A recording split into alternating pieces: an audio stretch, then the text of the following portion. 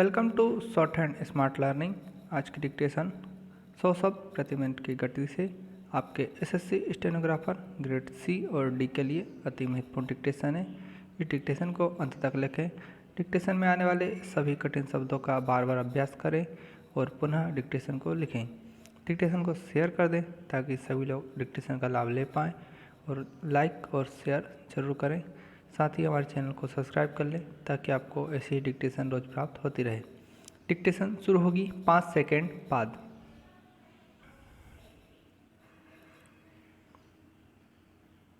Start. महोदय, हमारे देश में बाल अधिकार की समस्या अत्यंत व्यापक एवं जटिल है। बालक देश का भावी नागरिक और कर्णधार अवश्य होता, लेकिन वर्तमान में मतदाता नहीं। इसलिए उनकी समस्याओं को हल करने की दिशा में कारगर कदम नहीं उठाए जाते हैं। जिस देश में जन्म के समय लाखों बालक बालिकाओं को स्वास्थ्य एवं सुरक्षित स्वास्थ्य वातावरण की सुविधा नसीब नहीं हो पा रही हो, वहाँ फिर कहाँ से उनके अधिकार के बारे में चर्चा आरंभ की जाएगी। हमें इस बात पर भी ध्यान देना चाहिए कि देश के आधे से अधिक बच्चे तो जन्म के बाद अथवा पखवाड़े के अंदर ही अकाल मौत के शिकार हो जाते हैं। लेकिन विषम परिस्थितियों में जो बच्चे जन्म लेकर कुदरती मौत के मुंह से बच जाते हैं, वे बचपन से अनेक बच्चे कुपोषण के कारण शारीरिक कमजोरी के शिकार हो जाते हैं। उनका शिशुकाल बहुत दयनीय स्थिति में गुजरता है, जिसके कारण उनका समय पर विकास नहीं हो पाता। इस बात से इनकार नहीं किया जा सकता है कि ऐसे बालक स्वास्थ्य और सक्षम समाज का निर्माण कैसे कर पाएंगे, चूँकि इनका नाम विधानसभा लोकसभा चुनाव नामावली में नहीं होता और ना ही ये मतदाता होते हैं। इसलिए उनके अधिकार और उनकी समस्या के बारे में कोई भी सरकार और राजनीतिक पार्टियां उतना ध्यान नहीं देती जितना कि दिया जाना चाहिए। परिणाम यह हो जाता है कि देश के भावी निर्माताओं का वर्तमान कतिपय समाज सेवी संस्था के सहयोग के ऊपर निर्भर होकर रह गया है। हमें इस पर विचार जरूर करना चाहिए। जहाँ तक उनके अधिकारों का प्रश्न है, आज भी ऐसे लाखों परिवार होंगे जिनके बच्चों को उचित पोषण एवं स्वास्थ्य रक्षण की सुविधा मुहैया नहीं है। दूसरी तरफ सरकार की ओर से दी जा रही सहायता का अनेक जगह पर दुरुपयोग हो रहा है। परिवार की आर्थिक विपन्नता के कारण बहुत से बच्चे स्कूल की शक्ल नहीं देख पाते और कई बच्चे तो सत्र के बीच में स्कूल छोड़ने के लिए मजबूर हो जाते हैं। इस समस्या पर विचार तो कई बार हुआ, लेकिन आज तक कोई प्रभावी कदम नहीं उठाया जा सका। इसकी तरफ भी हमारा ध्यान जाना चाहिए। बाल श्रमिकों का शोषण अर्थात अत्यल्प वेतन पर अत्यधिक काम लिया जाना देश के प्रत्येक क्षेत्र की ऐसी ज्वलंत समस्या रही है जिस पर बार बार विचार तो होता है, लेकिन फिर भी समस्या यथावत बनी रहती है। उसका क्या कारण हो सकता है, हमको पता लगाना चाहिए। शायद इसलिए कि बालक श्रमिकों का कोई संगठन नहीं है जो इस समस्या पर विचार कर उन्हें शोषण से मुक्ति दिलवा सके। इसलिए वे अत्याचार, ज्यादती और शोषण के खिलाफ मुंह नहीं खोल पाते।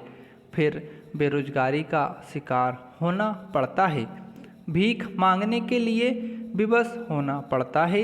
ये सारा अन्याय, अत्याचार और शोषण सहन करने के लिए विवश हो जाते हैं। मेरे विचार से इस समस्या का कहीं अंत नज़र नहीं आता। यदि बच्चा एक बार अपराध का शिकार हो जाए तो फिर उसके जीवन में परिवर्तन एवं सुधार की संभावना नहीं की जा सकती। इसलिए इस दिशा में किए जा रहे प्रयास सार्थक सिद्ध नहीं हो पाते हैं। पैराग्राफ, देश के सबसे बड़े संसाधनों में वनों का नंबर सबसे आगे है, होना भी चाहिए, क्योंकि अगर वन सुरक्षित होंगे तो हवा, मिट्टी, पानी और महत्वपूर्ण संसाधन महफूज रह सकेंगे। इस संपदा का मूल्य मात्र भौतिक आकलन से संभव नहीं, बल्कि हमारी आस्था, शिक्षा और सभ्यता का केंद्र जंगल ही रहे हैं। और यही कारण है कि हमारे शास्त्रों में हमेशा वनों का उल्लेख मिलता है, लेकिन ऐसा लगता है कि वनों के प्रति हमारी संवेदनशीलता धीरे धीरे खत्म होती जा रही है। देखा जाता है कि वनवासियों अथवा गांवों का वनों से सीधा रिश्ता रहा है, इसलिए वे वनों और वन्य प्राणियों के प्रति संवेदनशील रहे हैं। पिछले दशकों में वनों के प्रबंध पर हमारी चिंता खोखली इसलिए थी कि हमें दूसरे विकास की चुनौतियों का सामना करना था। इसी चक्कर में वनों का ह्रास भी हुआ। विकास के कारण हमारे द्वारा अपनी प्राथमिकता में नीचे रख दिया गया।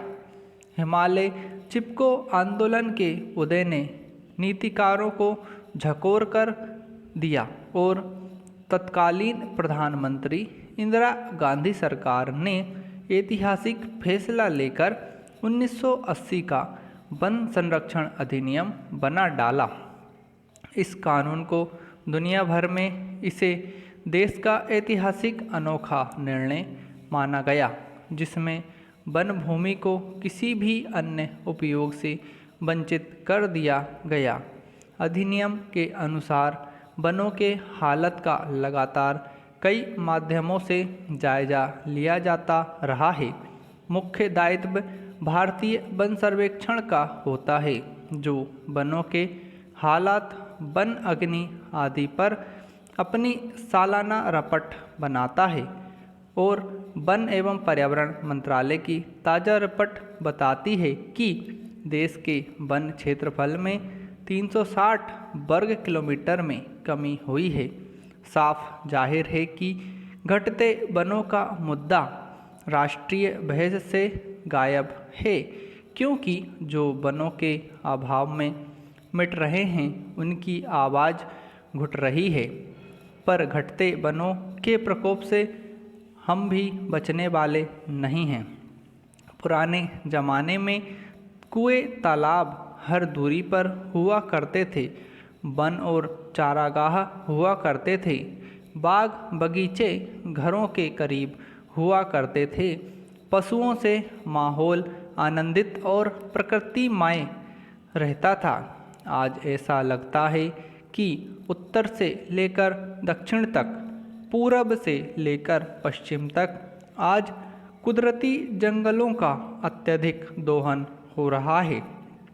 हम जानते हैं कि हिमालय भूकंप क्षेत्र के तहत माना जाता है।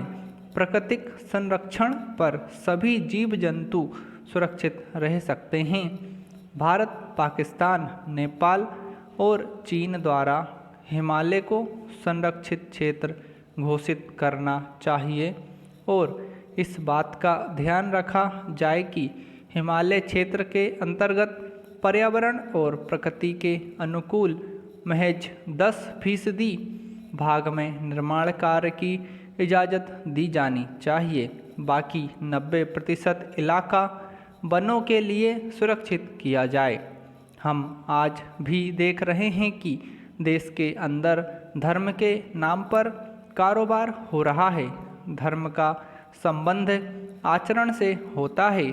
धर्म हमारे आचरण में आज भी नहीं है। इससे इनकार नहीं किया जा सकता कि इस बात पर गंभीरता से विचार करने की आवश्यकता है। समाप्त।